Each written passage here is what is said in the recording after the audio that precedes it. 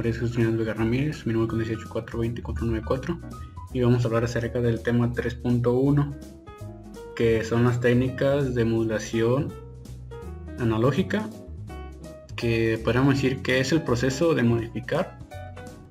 realizar una modificación a una señal la cual es de alta frecuencia, de acuerdo a una frecuencia baja. Tiene como objetivo transmitir cualquier tipo de dato, como pudiera ser mi voz ahora mismo, un video o algún texto. Estas dos señales pasan mediante un dispositivo modulador, y este nos arroja una señal combinada. La señal de frecuencia baja, que es en el rango de 7 kHz a 30 kHz, recibe como nombre la señal moduladora, que más adelante se las voy a mostrar en un programa llamado Proteus, que simula varias cosas de electricidad electrónica. La señal de alta frecuencia suele estar entre los 3 GHz hasta los 30 GHz, y esta recibe el nombre como la frecuencia portadora, señal portadora, que también más adelante la vamos a ver. La señal resultante, después de pasar por el modulador que acabo de mencionar, recibe el nombre de la señal ya modulada.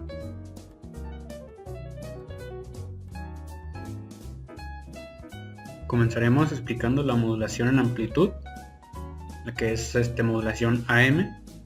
La frecuencia portadora varía su amplitud dependiendo de las variaciones que tiene de amplitud que tiene la señal moduladora. Lo anterior da como un resultado una señal modulada en una amplitud.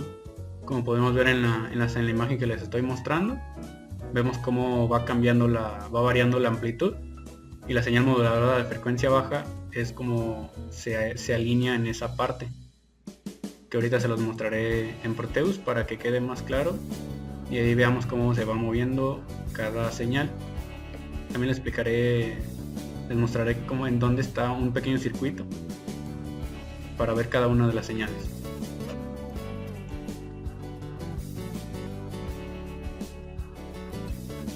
Aquí ya estamos viendo un pequeño circuito de Proteus que realicé para mostrarles esta práctica de la modulación AM. Aquí podemos ver que está la señal de alimentación, acá abajo la señal portadora, y acá abajo la señal que es la moduladora. Cuenta con un par de resistencias, 3 resistencias,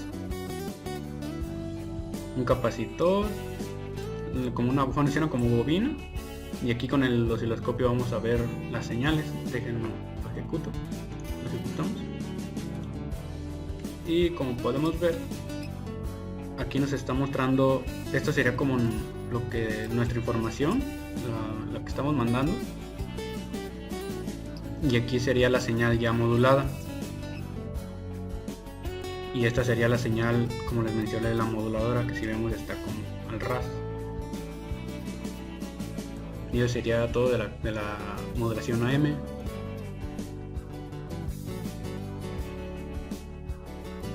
Comenzaremos explicando la señal modulada en frecuencia, FM. Esta puede transmitirse de un lugar a otro cambiando la amplitud, frecuencia o corriente de fase de la portadora senoidal. Si la señal de información evita que la portadora cambie su frecuencia, se genera esta modulación de frecuencia. En la modulación de frecuencia, la amplitud de la portadora se mantiene fija, constante, y la frecuencia de la portadora cambia mediante la señal moduladora. En FM, cuando la amplitud de la señal de información cambia, se producirá un cambio proporcional en la frecuencia portadora.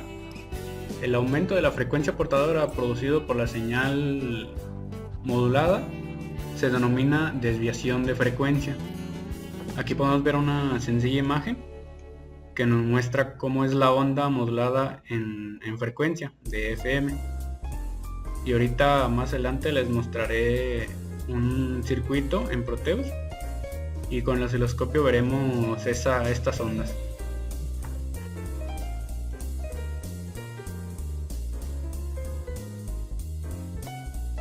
Ahora estamos en Proteus 8 profesional y vamos a mostrar las ondas de la modulación FM. Este es un circuito un poquito más extenso que consta de varias resistencias, capacitores, una bobina por aquí, y aquí vamos a necesitar la generador de señales porque ocupamos corriente alterna. Y déjenlo ejecuto para mostrarles cómo las señales. Aquí podemos ver el generador de señales. Lo tengo configurado con 8.30 en el centro, en un rango de 1. En el nivel lo puse en 1.10 y la amplitud de 1. La onda senoidal, vamos a poner por aquí, lo vamos a mover por acá para no taparlo con la cámara. Y aquí podemos ver que esta es la señal que estamos enviando, por ejemplo la voz o algo así, la transformación. Y esta sería la señal moduladora, que por ejemplo la puedo mover, más o menos quedaría ahí, no puedo moverle aquí.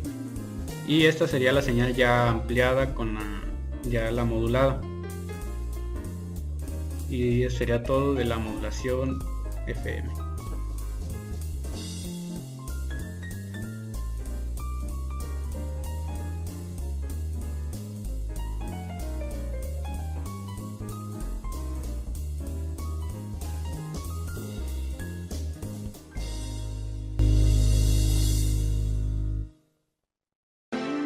Mi nombre es Josué Curiel Magallón. Voy a explicar las técnicas de modulación digital. Voy a explicar 4 de ellas, creo que existen más, pero creo que estas serían las más usadas. Como introducción tengo la red telefónica pública, porque creo que es el ejemplo el cual me permitiría detallar un poco más y que después quede un poquito más claro. Como ven en la imagen, aquí está una señal digital, que hay un módem y una señal analógica. Lo que voy a explicar es la técnica que hace este dispositivo para transformar la señal digital a señal analógica. Empezaré explicando qué es la modulación. La modulación es el conjunto de técnicas que se usan para transportar sobre una onda portadora, típicamente una onda sinusoidal. Bien, la modulación es básicamente la forma en la cual, o las técnicas que se van a emplear para un mensaje o una información, la que sea, se transmita de cierta manera de que el receptor pueda recibir exactamente la misma señal sin ningún tipo de alteración que le evite recibir el mensaje de manera incompleta o con fallas. Ahora el esquema general de modulación y de modulación de datos digitales con señales analógicas. Aquí queda un poquito más claro en cuanto a la diferencia de lo que hace el modulador y lo que hace el demodulador. En esta parte el dato digital lo está mandando hacia el módem, el cual va a modular esta señal para transformarla en la señal analógica para el receptor y que pueda leerlo, pueda escucharlo, pueda verlo o pueda recibirlo de una manera correcta. Y aquí es la inversa con el demodulador, de la señal analógica que manda, la transforma aquí a señal digital para enviarlo. La modulación por desplazamiento de amplitud, también conocida como ASK. En esta técnica, los dos valores binarios de los datos de entrada son representados por dos diferentes amplitudes de la frecuencia portadora. La técnica ASK se emplea para transmitir sobre fibra óptica con tecnología LED. Para un valor de 0, la señal portadora tiene una amplitud de 0. Por un valor de 1, la portadora presenta una amplitud máxima constante. Bien. En esta imagen creo que se ve muy claro cuando en la señal digital el modulador, a la hora de transformarlo, dependiendo de los valores que tenga en la parte binaria, que pueden ser ceros y unos, por ejemplo aquí empieza con un 1, En el 1 va a mantener la amplitud, y con los ceros va a dejarlo exactamente plano, llamémoslo así.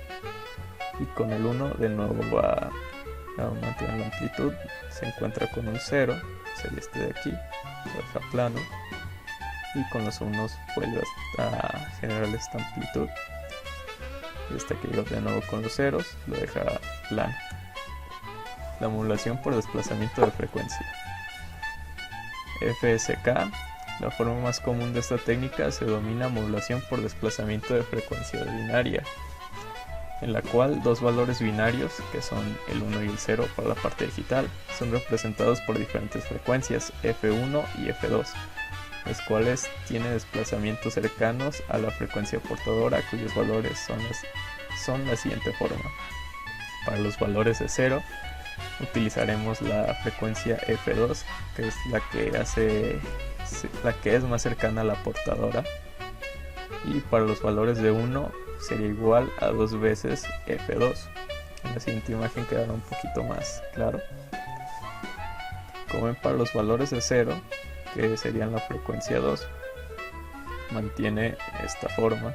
Con los valores de 1 sería 2 veces F2, que sería este de aquí, los dos, digamos, picos, porque si observan, aquí se ve el rectángulo, que si este rectángulo lo pasamos para acá, o sea, son exactamente 2 veces este, y así lo va repitiendo con los valores que se va encontrando. Con 0 pues lo va a mantener así, y con el 1 va a hacerlo 2 veces, de nuevo lo hace 2 veces, aquí con 1 nada más con los valores de 0, y aquí 2 veces con los valores de 1.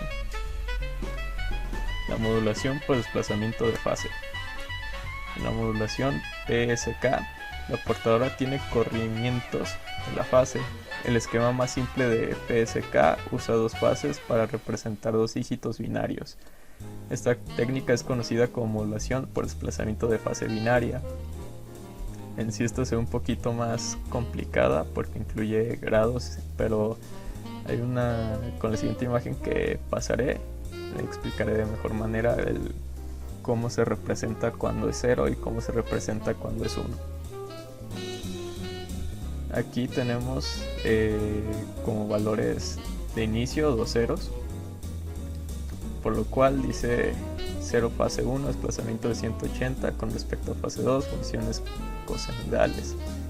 Con 1 en la fase 2, desplazamiento de 180 con respecto a la fase 1. Suena muy complejo, pero no lo es tanto, porque digamos con el 0, como es cosenoidal, en vez de iniciar con el pico hacia arriba, iniciaría hacia abajo, y como terminaría aquí, pero como se encuentra de nuevo terminaría acá, perdón, pero como se encuentra con otro 0, de nuevo empieza desde abajo y lo termina aquí. Y ahora aquí se ve un poco más clara la diferencia. Aquí con el 0 empezó aquí, con el 1 va a empezar de esta manera, desde arriba, y terminaría acá. De nuevo se encuentra con un 1, entonces lo hace hacia arriba, y aquí termina, y se encuentra con un 0, y aquí también se ve la diferencia, que en cuanto dónde terminaría con 1 y dónde empezaría con 0. Modulación de amplitud en cuadratura. QAM es una técnica que transporta datos mediante modulación de la señal portadora, tanto en amplitud como en fase.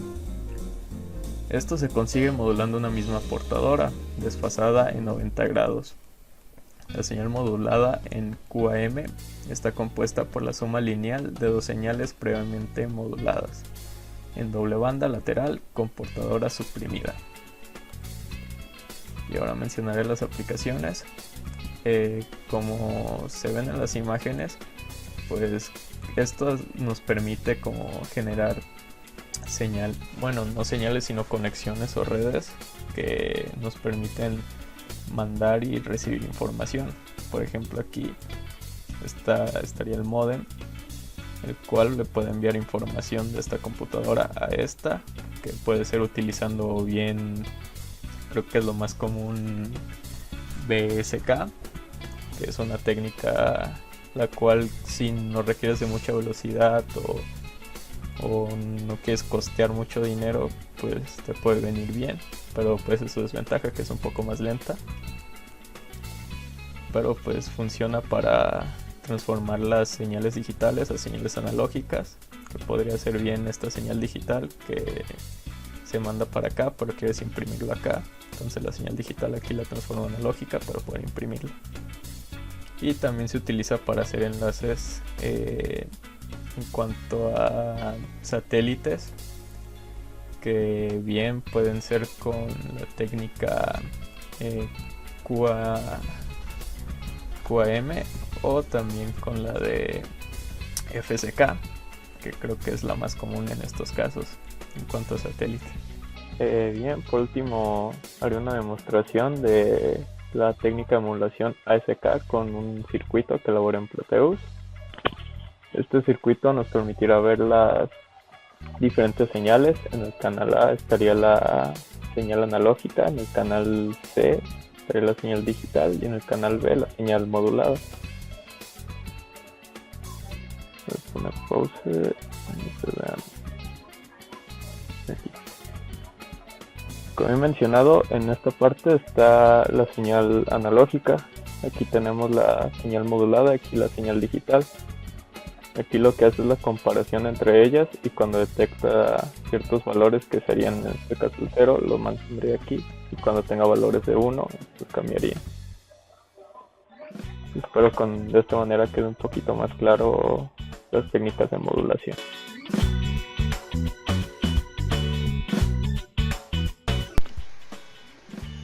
Bien, vamos a hacer la introducción de las 3 etapas del proceso de conversión de análoga a digital, en este caso aplicada al sonido.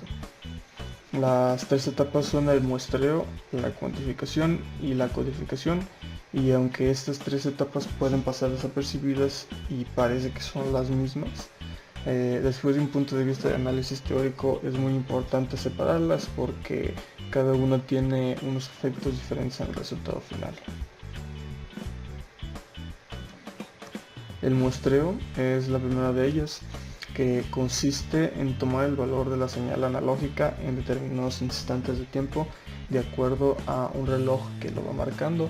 El muestreo que generalmente es más extendido es el muestreo uniforme, que toma una señal en un tiempo siempre igual, es decir, muestreo uniforme significa que entre una muestra y otra siempre hay una misma cantidad de tiempo. Se podría no hacer así, pero no tendría generalmente mucha utilidad, aunque en algunas cosas concretas se realiza. Entonces tomamos una muestra cada cierto tiempo, intentando que ese tiempo sea lo más estable posible. En esta gráfica queda más claro. Como podemos ver, tenemos una señal analógica y estamos haciendo un muestreo en cada uno de estos puntos señalados, aquí, todos estos puntos que vemos aquí son muestreos, y como ya había dicho antes, que los tiempos sean lo más estables posibles.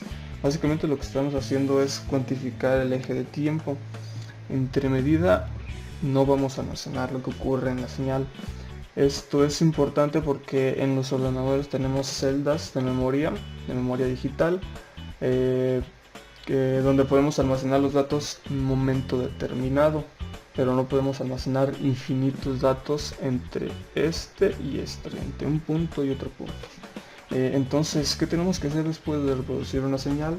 Tendremos que interpolar lo que ocurre en esos estados. La cuantificación es el proceso mediante el cual vamos a tomar una precisión en el eje vertical, que vendría siendo el eje Y. Vamos a ver un conjunto discreto de valores en el eje vertical, igual que como lo hicimos en el eje horizontal. No vamos a permitir valores intermedios en el eje vertical. ¿Esto por qué? Pues para no tener mucha precisión en los números. Esto es más fácil de entender que el muestreo. Es decir, que cuando almacenamos el valor que sea de alguna medida, por ejemplo, cuánto mide una persona a efecto de una base de datos, pues podemos aproximar hasta el centímetro. Digamos que mide 184 centímetros, pero no decimos que mide 184.5. ¿Qué hacemos normalmente? Puedes redondear. Puede que mida 183.6 centímetros, por ejemplo, pero lo que hacemos es redondear a 184. Habremos tenido un error en la medida de la altura de esa persona, que será el error de cuantificación en la medida de su altura, pero para nuestra aplicación no nos importará. Si queremos a efectos de una estadística, no nos importarán los milímetros que se pierda, sino con tener el centímetro es suficiente para la aplicación. En este caso tendremos que ver cuánto es suficiente para una aplicación de sonido, es decir, cuántos bits de precisión o cuántos decimales tenemos que coger en esa medida de la amplitud para que suene bien. Esa sería la idea del sonido aplicando la cuantificación en nuestro tema. Aquí tenemos un ejemplo de una cuantificación de una señal de 5 niveles. Tenemos aquí que va de que su valor es de más menos 1, que es el máximo, y el mínimo de lo que puede llegar la señal. Son 5 niveles porque, como podemos ver, va de 1 a 0,5, de 0,5 a 0, de 0 a menos 0,5 y de menos 0,5 a menos 1. Son los 5 niveles de la señal. Entonces,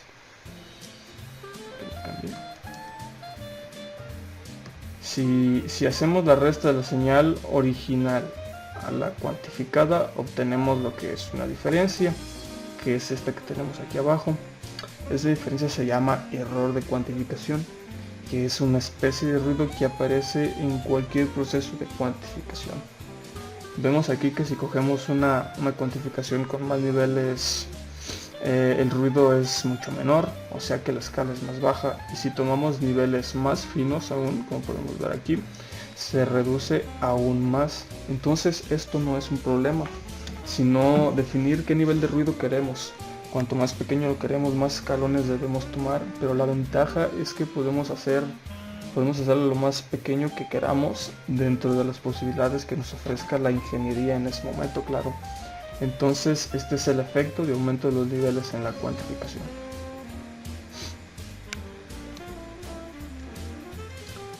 Por último, vamos a ver qué es la codificación, y la codificación consiste en codificar, valga la redundancia, los niveles de cuantificación.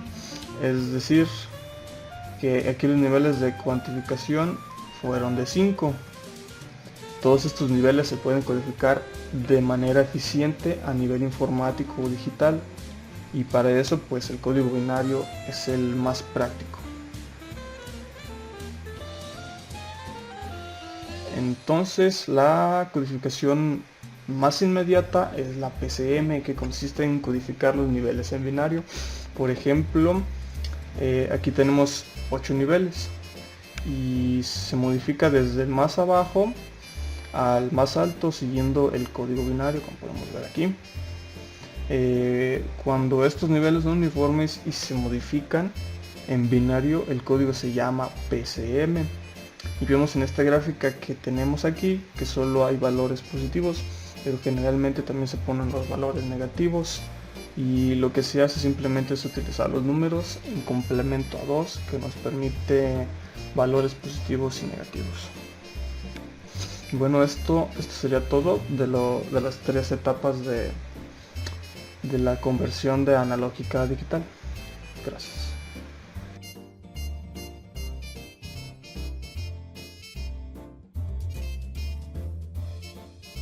Muy buenos días, mi nombre es Joaquín Jairo, de la carrera de Sistemas del Instituto Tecnológico de Jiquilpan, y vengo a explicar una de las aplicaciones más comunes de los códigos de línea, el cual es la codificación de datos en Ethernet.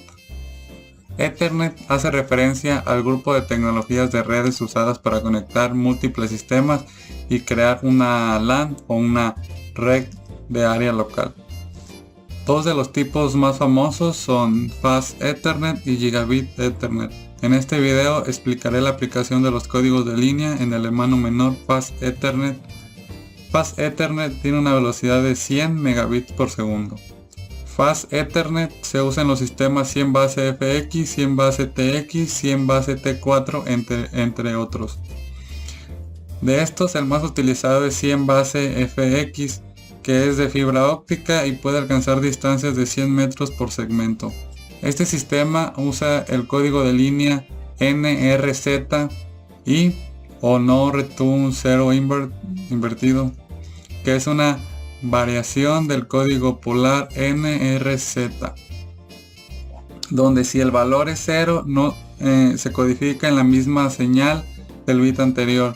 Si es 1, cambia de señal. Este código de línea no cuenta con sincronización implícita y se debe hacer aparte, por lo cual se usan los códigos de bloque que nos permiten disminuir errores. Estos códigos de bloque son técnicas para transformar un conjunto de datos binarios en un conjunto más grande para dar redundancia a la salida, ya que si se transmiten muchos ceros o muchos unos, se pierde la sincronía. El código de bloque que usaremos es el 4B5B.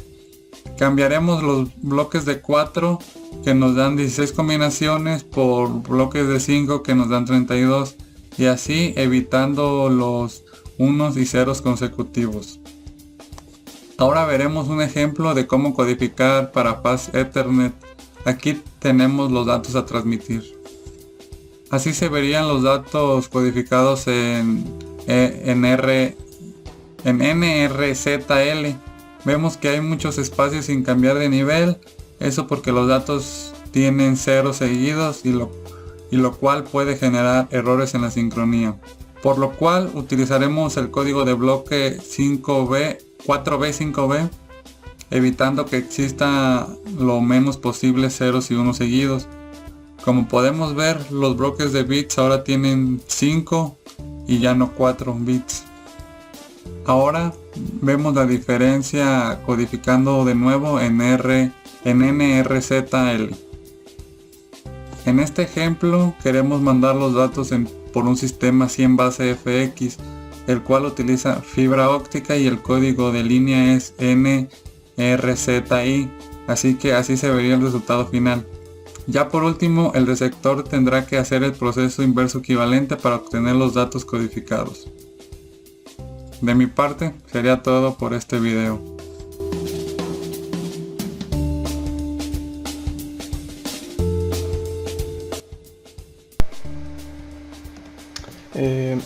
Bueno, ahora vamos a hablar un poquito sobre lo que es el módem. Y bueno, hoy en día se puede decir que no solo utilizamos el internet, sino que dependemos de él. Cuando la conexión va lenta, incluso peor, cuando se interrumpe, tu internet puede arruinarse.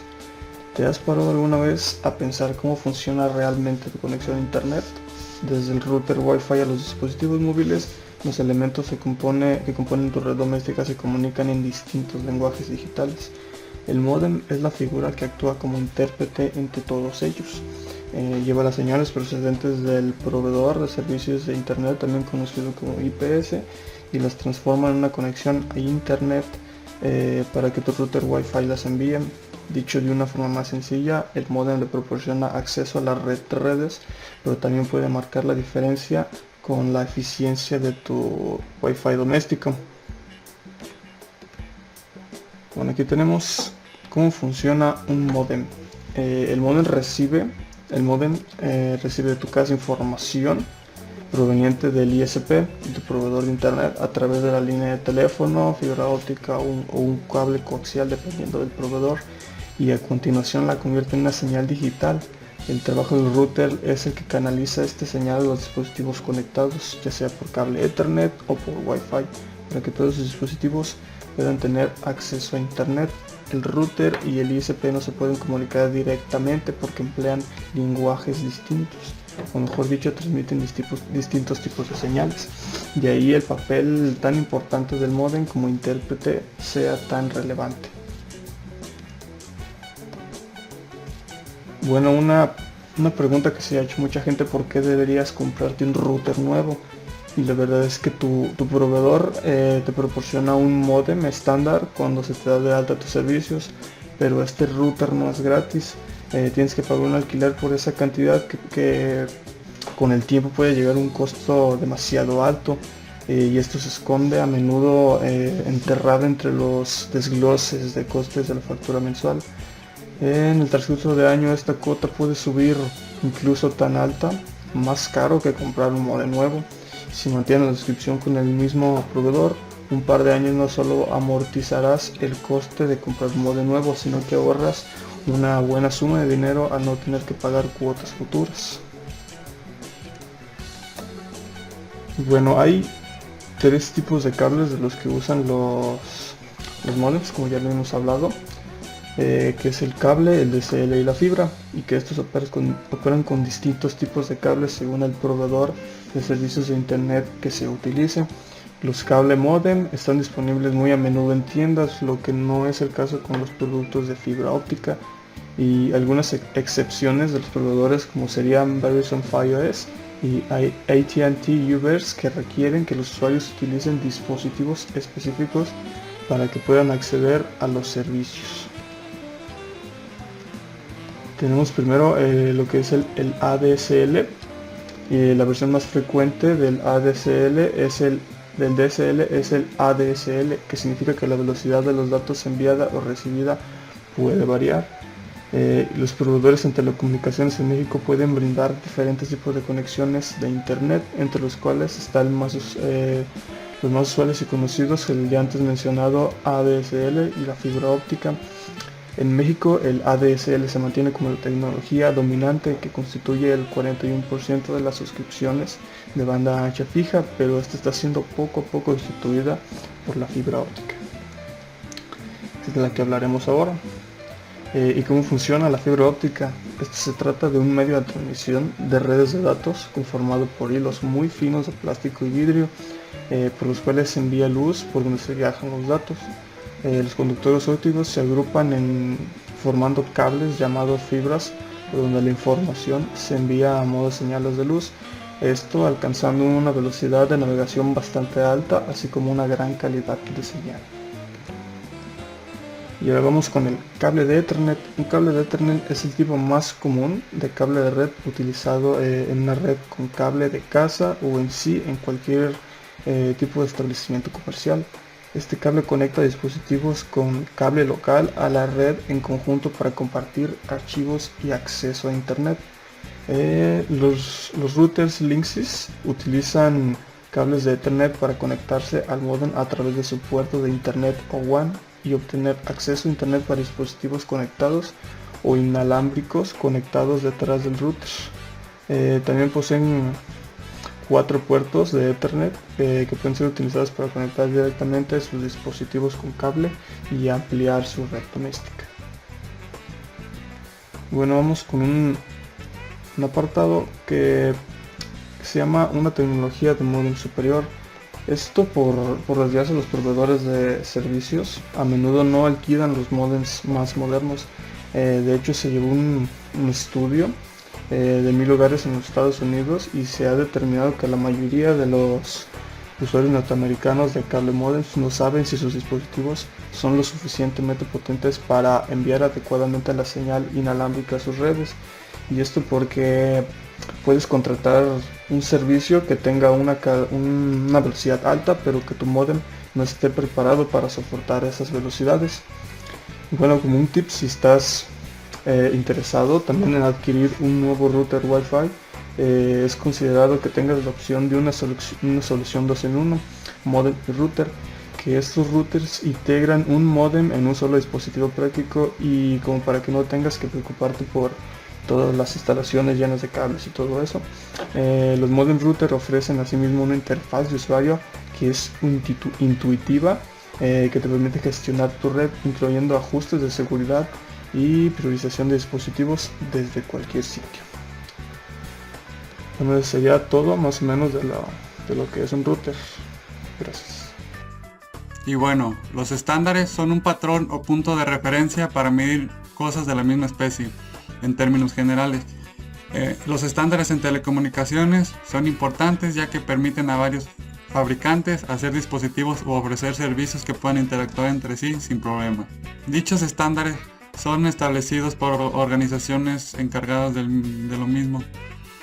Entre las más importantes podemos destacar a ISO, a IEE, a I2T, a ANSI, a IA, TIA y a ISOC, como las más importantes, por así decirlo.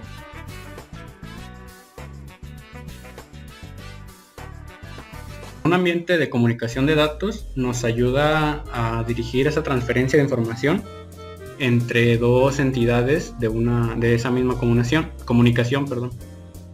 Para el ambiente que se llama mainframe, redes locales o servicios públicos, son las redes de paquetes, y estos son utilizados por los modems, protocolos, para dirigir ese flujo de mensajes entre las mismas máquinas que se están comunicando, para lograr ese intercambio de información, de datos entre los PCs, independientemente usando ya sea circuitos telefónicos o así. Esos protocolos garantizan esa transmisión y recepción de los mensajes de una forma segura y ordenada. Algunos de los protocolos más utilizados podría ser el que se llama X modem, otro puede ser el Y modem y el otro es Z modem. Otros también muy conocidos es el C-Link, Kermit, CompuServe y el que también se llama Windowed y X modem, junto con el T-Link y el modem 7, que pues algunos de ellos tienen sus características, tienen variaciones también, como el X modem tiene la variación de SRC, 1K y batch. El Y modem tiene su variación con Y modem G. Y esos serían algunos de los modems, de los protocolos, más utilizados hoy en día. Como demostración de lo que funciona, de cómo funciona un modem, elaboré este circuito. En esta parte estará la señal digital, aquí estará la señal modulada en el canal A, y en el canal B tendré la señal analógica. Permítanme que cargue. A ver, le voy a poner pausa. Como ven, aquí utiliza el modelo PSK, que lo que hace es esta señal, que es de la computadora, la pasaría en el módem como señal digital y la transformaría a señal analógica utilizando el modelo PSK o la técnica de modulación PSK que había mencionado en partes anteriores del video.